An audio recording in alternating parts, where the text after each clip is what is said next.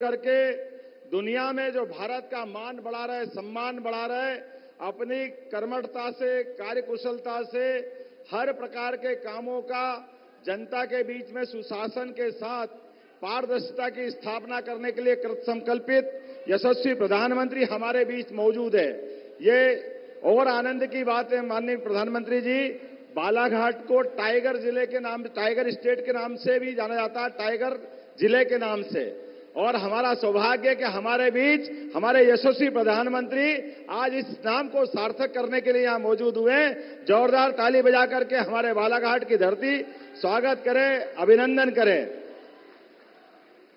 हमारे अपने मध्य प्रदेश में यशस्वी प्रधानमंत्री ने जिस प्रकार से पिछली विधानसभा में जनता से अपील की थी और हमने भी वो नारा सबने दोहराया था, एमपी के मन में मोदी और मोदी के मन में एमपी। मुझे इस बात की प्रसन्नता है, जनता ने इतना जबरदस्त प्रतिसाद दिया कि 163 सीटों के साथ प्रचंड बहुमत की सरकार मध्य प्रदेश के अंदर दी थी। हम अभिनंदन करें अपनी इस पुरानी सरकार के गठन के समय माननीय मोदी जी के योगदान का। मैं दो छोटी छोटी बात करते हुए अपनी बात पूरी करूंगा। हमारे बीच में इसी बालाघाट की धरती पर नया आयुर्वेदिक मेडिकल कॉलेज देने का प्रयास हमने किया है।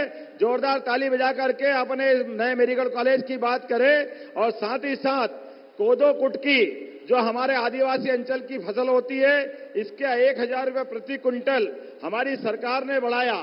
साथ ही साथ हमारे सबकी जानकारी में है, गेहूं के लिए 125 रुपये का बोनस और धान के लिए भी आगामी बजट के समय हमने जो संकल्प पत्र लिया है उस संकल्प पत्र को हम पूरा करेंगे, क्योंकि ये मोदी की गारंटी है, जो बात कही जाती है वो सब पूरी की जाती है। जोरदार तालियां बजाएं, एक बार हम सब मिलकर के यशस्वी प्रधानमंत्री जी का अभिनंदन करें, वंदन करें। बहुत बहुत धन्यवाद। भारत माता की जय। वाल्मीकि के दिव्य श्लोक हैं, तुलसी की चौपाई है, महावीर से व्रतधारी नानक के अनुयायी हैं, सत्यशील में बुद्ध के जैसे सहज सनातन सेवक सच्चे, विश्व क्षितिज में मोदी जी नव भारत की अरुणाई है। पूरे सम्मान के साथ मैं आमंत्रित करती हूं आदरणीय प्रधानमंत्री नरेंद्र मोदी जी का। सभी लोग खड़े होकर दोनों तालियों के साथ मोदी।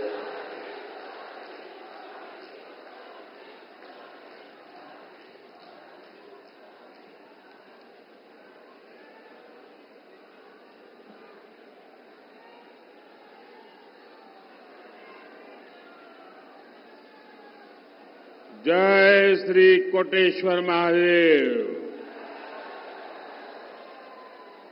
जय मां कालीपाट। जय मां गढ़कालिका।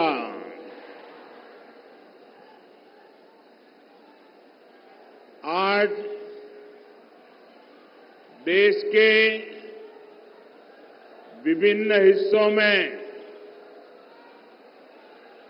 नववर्ष मनाया जाता है।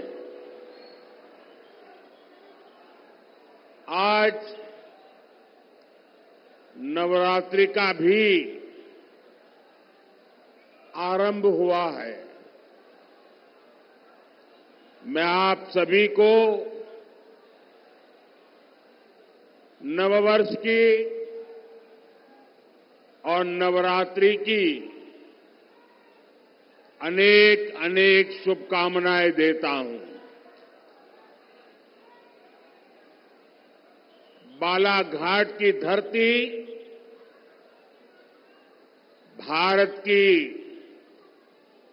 नारी शक्ति के पराक्रम की साक्षी है। मैं वीरांगना रानी दुर्गावती और रानी अवंतीबाई की इस धरती को प्रणाम करता हूं।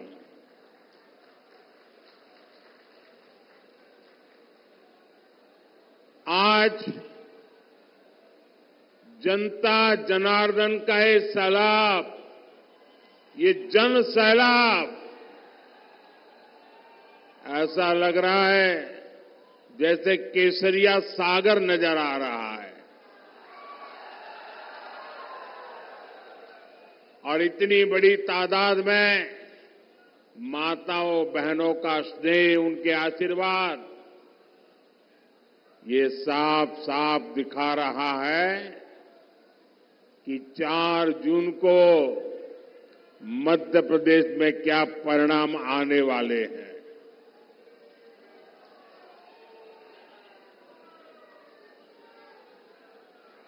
चार 5 महीने पहले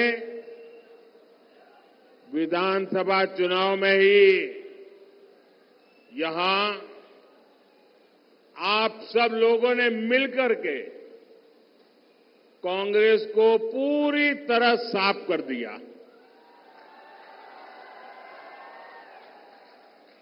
अब लोकसभा चुनाव में तो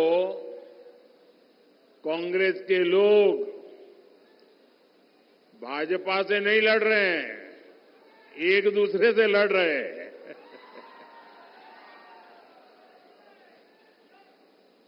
और इसलिए एमपी के कोने कोने से आवाज आ रही है, फिर एक बार,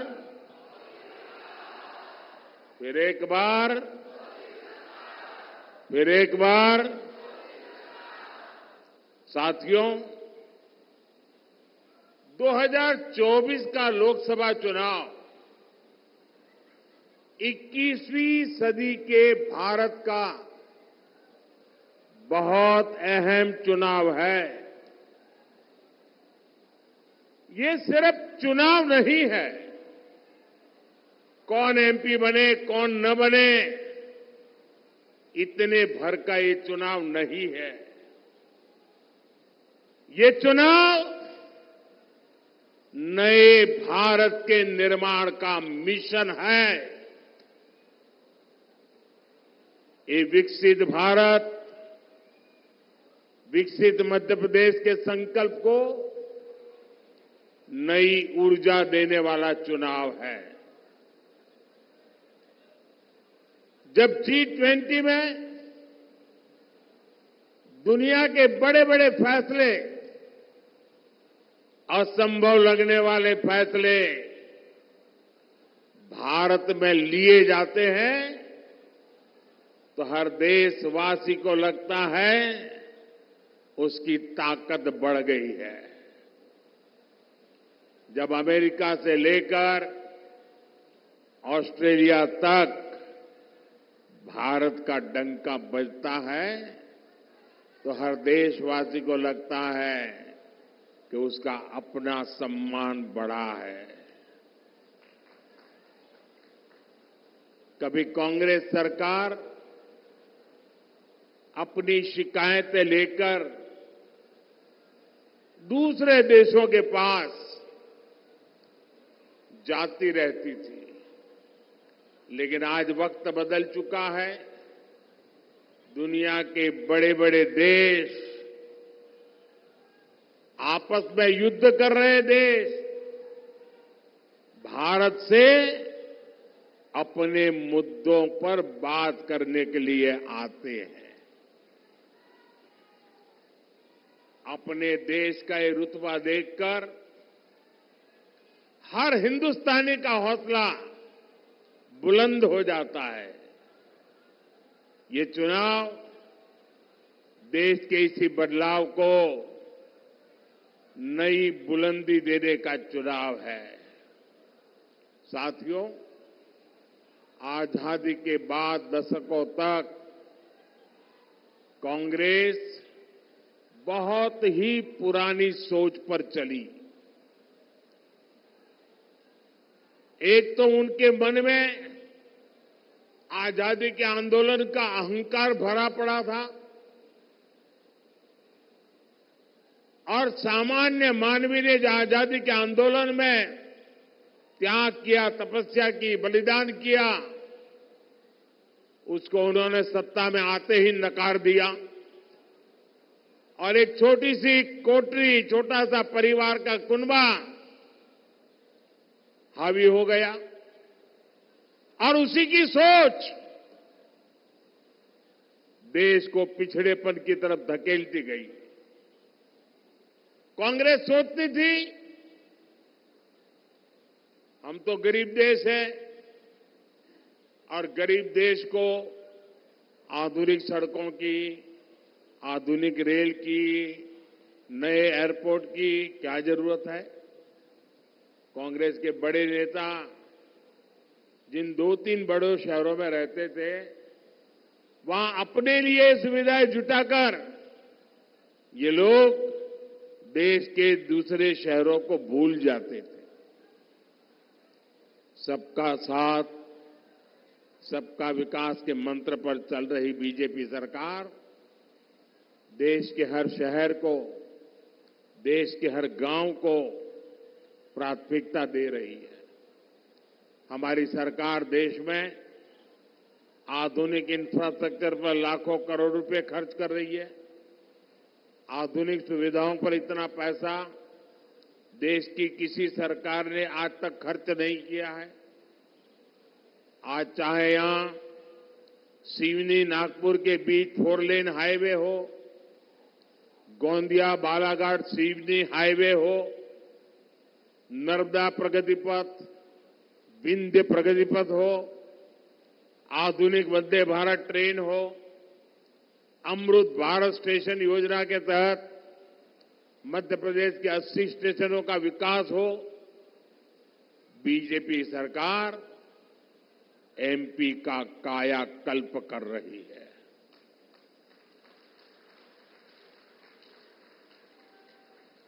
बालाघाट से गोंडिया वाली जिस ब्रॉडगेज रेलवे लाइन की नींव करीब 30 साल पहले रखी गई थी, उसे भी ये मोदी ने आकर के पूरा किया।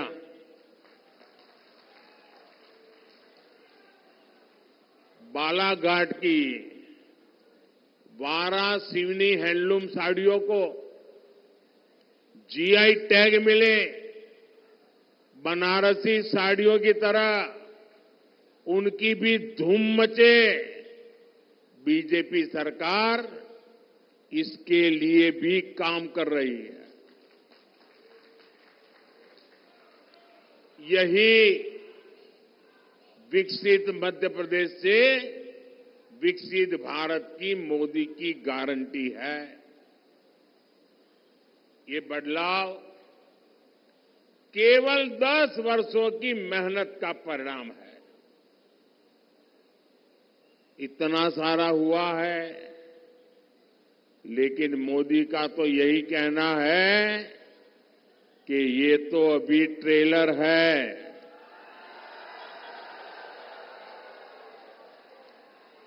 अभी तो बहुत कुछ करना है, देश को बहुत आगे लेकर जाना है।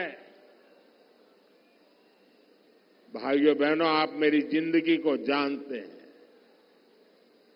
बहुत बारीकी से आपने मुझे बराबर देखा है, तरासा है, और आपने देखा है मोदी मौज करने के लिए पैदा नहीं हुआ है।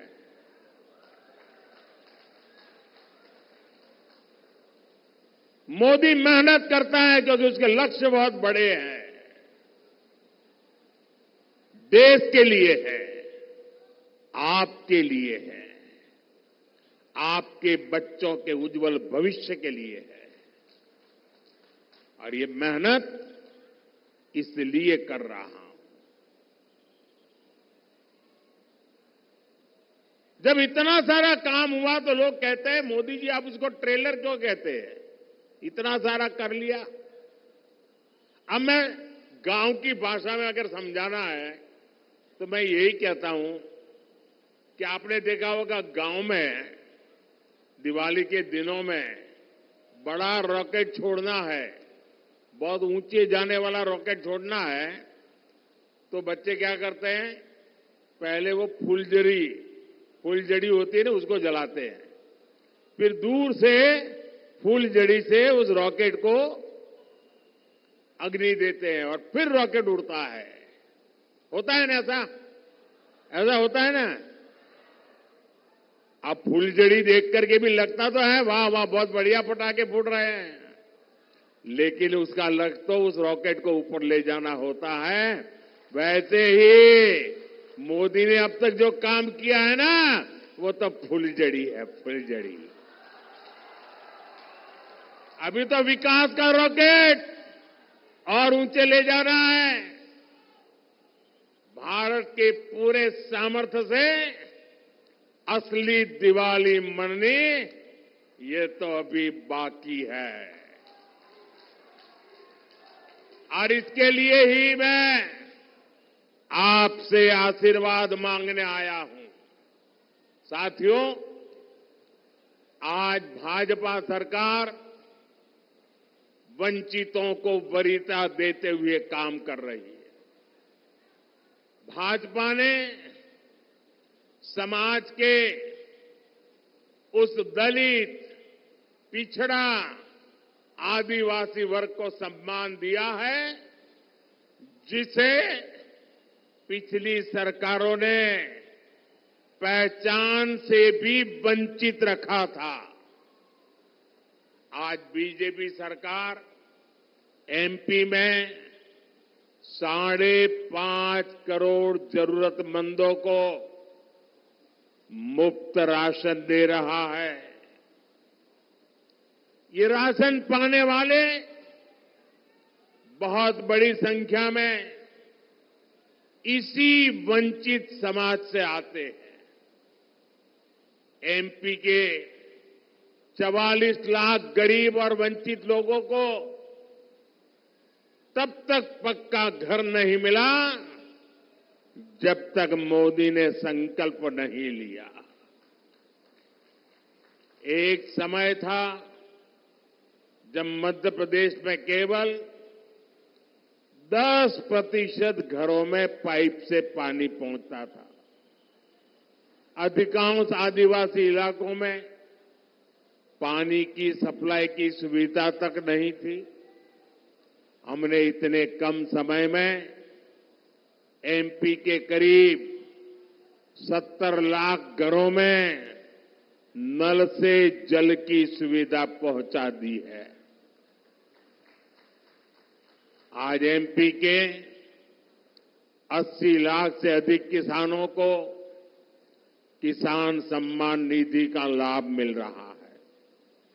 यहां का किसान जो चिन्नौर चावल उगाता है और जो मुझे भी बैट भी दिया गया, उसे अब पूरे देश में पहचान मिली है। यही नहीं, कांग्रेस ने हमारे आदिवासी भाई बहनों को जल, जंगल, जमीन के अधिकारों से भी वंचित रखा था। आज 1 करोड़ से ज्यादा जनजातीय समाज के लोग पेसा कानून का लाभ ले रहे हैं। लाखों आदिवासी भाई बहनों को वन अधिकार का पट्टा भी भाजपा सरकार ने ही दिया है। मध्य प्रदेश में हमारे युवा साथी मोहन यादव जी और उनकी सरकार गरीब और आदिवासी समाज के कल्याण के लिए दिन रात काम कर रही है। लेकिन साथियों, दूसरी ओर कांग्रेस है जो अभी भी अपनी पुरानी मानसिकता में जकड़ी हुई है। भाजपा जब देश में पहली महिला, आदिवासी महिला राष्ट्रपति के लिए आगे बढ़ी, तब कांग्रेस ने उन्हें हराने के लिए पूरी ताकत लगा दी। कांग्रेस ने कभी आदिवासी विरासत का सम्मान भी नहीं किया। कांग्रेस ने तो गोविंद गुरु जैसे क्रांतिकारियों को स्वतंत्रता सेनानी का दर्जा तक नहीं दिया था। कांग्रेस आजादी का श्रेय किसी आदिवासी को नहीं, अपने शाही परिवार को देना चाहती है। ये हमारी सरकार है जिसने गोविंद गुरु को स्वतंत्रता सेनानी का दर्जा दिया। ये हमारी सरकार ने टंटियां मामा को सम्मान दिया। ये हमारी सरकार ने पहली बार भगवान बिरसा मुंडा की जयंती पर जनजातीय गौरव दिवस की शुरुआत की। आप मुझे बताइए, इस कांग्रेस को क्या एक भी सीट पर मौका मिलना चाहिए क्या? एक पर भी मिलना चाहिए क्या? पूरी तरह क्लीन करना चाहिए कि नहीं करना चाहिए? साथियों, कांग्रेस ने अब आजकल एक इंडी अलायंस बनाकर देश के खिलाफ बिगुल फूंक दिया है। ये लोग आपस में एक दूसरे से झगड़ते हैं, लेकिन कहते हैं कि मोदी को रोकने के लिए साथ आए हैं, लेकिन असल में उन्हें मोदी को नहीं रखना है। इंडी गठबंधन वालों को मोदी को रोकना नहीं है, देश के विकास को रोकना है। इसलिए ये लोग मोदी को गालियां दे रहे हैं, मोदी को धमकियां दे रहे हैं। मैं अपना सब कुछ छोड़कर देश सेवा के मिशन को लेकर चला हूं। मोदी के लिए मेरा भारत ही मेरा परिवार है। जो लोग अपनी तिजोरियां भरने राजनीति में आए हैं, वो मोदी को धमकी न दें। मोदी तो अपनी कमाई भी देश के काम लगा देने की आदत रखता है। मैं एमपी की धरती से बताना चाहता हूं, मोदी भक्त है महाकाल का। मोदी झुकता है तो या तो जनता जनार्दन के सामने या महाकाल के सामने। मैंने महाकाल से देश सेवा के लिए गालियां और अपमान को बर्दाश्त करना सीखा है, और मैंने देश विरोधी ताकतों को अंजाम तक पहुंचाना भी सीखा है। मोदी इनकी गीदड़ भभकियों से डरने वाला नहीं है। साथियों, ये इंडी गठबंधन मुझसे कितना चिढ़े हुए हैं, ये पूरा देश देख रहा है। मोदी देश की सुरक्षा की गारंटी देता है तो ये लोग मोदी को गाली देते हैं। मोदी कश्मीर से 370 को हटाने की गारंटी पूरी करता है तो ये लोग पाकिस्तानी की भाषा बोलने लग जाते हैं। मोदी गरीब कल्याण की गारंटी देता है, माताओं बहनों के लिए इज्जत घर बनाने की बात करता है तो ये लोग मोदी का मजाक उड़ाते हैं। बालाघाट की ये धरती, रामपायली की ये भूमि जो भगवान राम के वनगमन से जुड़ी है, उन्हीं रामलला की जब प्राण प्रतिष्ठा होती है तो ये लोग मोदी को गाली देते हैं। और केवल मोदी को गाली दे तो समझ आता है, इंडी अलायंस के लोग सनातन धर्म को नष्ट करने की सौगंध खाकर इस चुनाव में उतरे हैं। भाइयों और बहनों, मुझसे इनकी एक और बड़ी दुश्मनी है। बीजेपी सरकार आज भ्रष्टाचार के एक एक रास्ते को बंद कर रही है। बीजेपी सरकार गरीबों के हक का पैसा सीधे गरीबों के खाते में भेज रही है। जिन्होंने देश का पैसा लूटा है, अब उनके ऊपर कानून का शिकंजा भी कसा जा रहा है।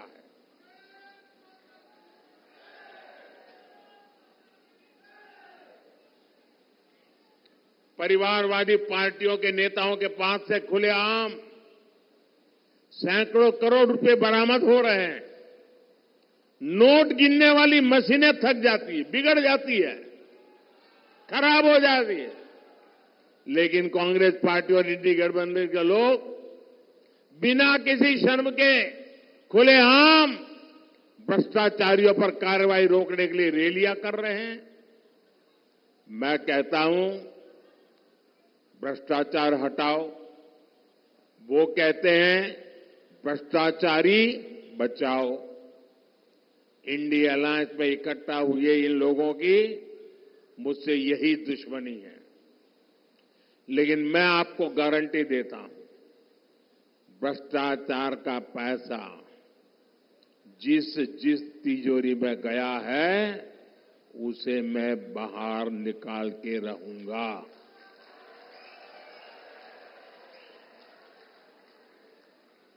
अगले 5 साल ये काम और तेजी से होगा। होना चाहिए कि नहीं होना चाहिए? सख्ती से होना चाहिए कि नहीं होना चाहिए?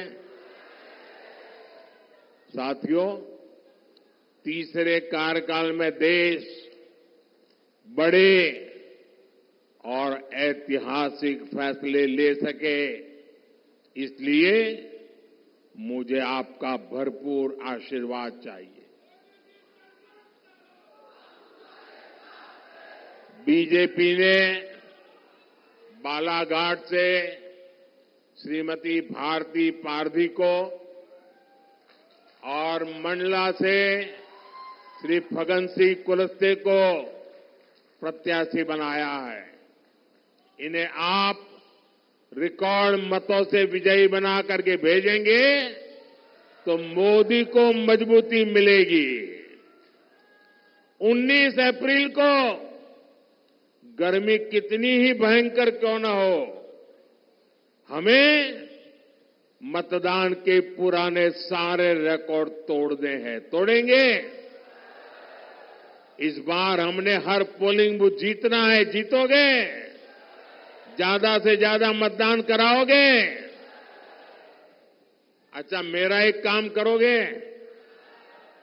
करोगे? इधर से तो आवाज नहीं आ रही है। करोगे? वो पीछे से आवाज नहीं आ रही। मेरा काम करोगे? पक्का करोगे? लेकिन ये चुनाव वाला काम नहीं है। करोगे? देखिए, 19 अप्रैल तक आप अनेक परिवारों में जाएंगे। जब उन सबको मिलने जाएं तो उनको कहना कि अपने मोदी जी आए थे और मोदी जी ने आपको प्रणाम भेजा है। मेरा प्रणाम पहुंचा दोगे? हर घर में पहुंचा दोगे? जब मेरा प्रणाम आप पहुंचाओगे ना, तो हर घर के माता बहनें मुझे आशीर्वाद देगी और उनके आशीर्वाद मेरी बहुत बड़ी ऊर्जा है। देश के लिए दौड़ने की ताकत है। मेरे साथ बोलिए, भारत माता की, भारत माता की, भारत माता की। बहुत बहुत धन्यवाद।